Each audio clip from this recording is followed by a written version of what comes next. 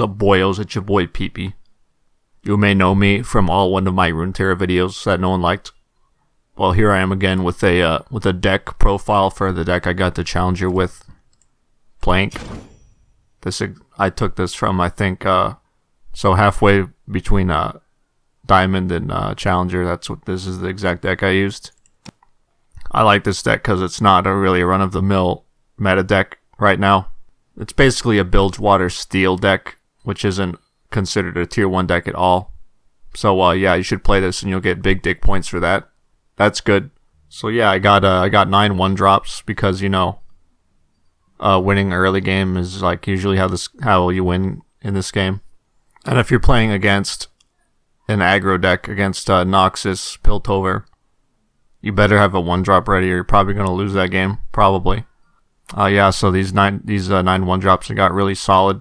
Jagged Butcher, even if it's just a 2/2 for 1, that's still a good 1-drop. Sometimes it can even be a 3/3 for 1. Especially if you got the attack token on turn 2 and you play a Legion Rearguard or Shell Shocker on your turn 1. That's a really good play. Legion Rearguard, busted. Parlay, 2 of. Worst case scenario, it just triggers, it's just a 1-cost trigger for Plunder. Best scenario, you know, kills a Teemo and triggers Plunder. Or more often than not, you're pitted against aggro and you're going to kill a spider or something. Not so useful against control decks, though. Shell Shocker. It's a great aggressive 1-drop. In the first 3 turns, 1 spell mana is a big deal. And it also, if the stars align, it enables for turn 2 sleight of hand, which is pretty funny. It's a pretty funny play. Black Market Merchant. He's really good when he gets off, but sometimes it's a dead draw. So generally play it by ear when you're mulliganing. Usually I mulligan them away unless I see that I'm going to trigger them on turn 2. Usually. Their biggest strength is buffing your other steel spell, Pilfered Goods. Yeah, playing like a trigger Plunder, play Black Market Merchant into a Pilfered Goods. That's such a big play. Usually wins the game.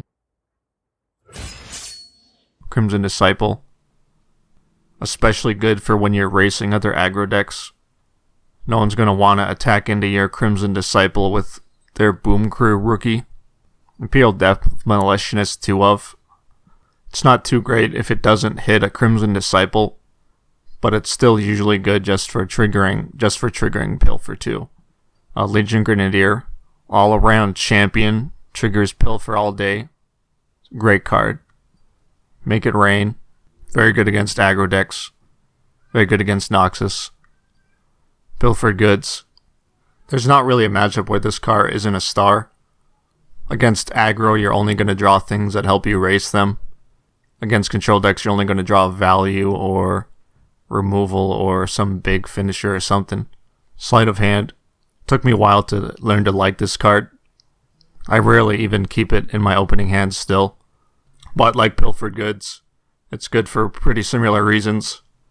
Aggro Noxus decks usually win by having an exact amount of damage. So even though you're losing speed and tempo, getting rid of a card out of their hand, it'll usually leave them out of gas.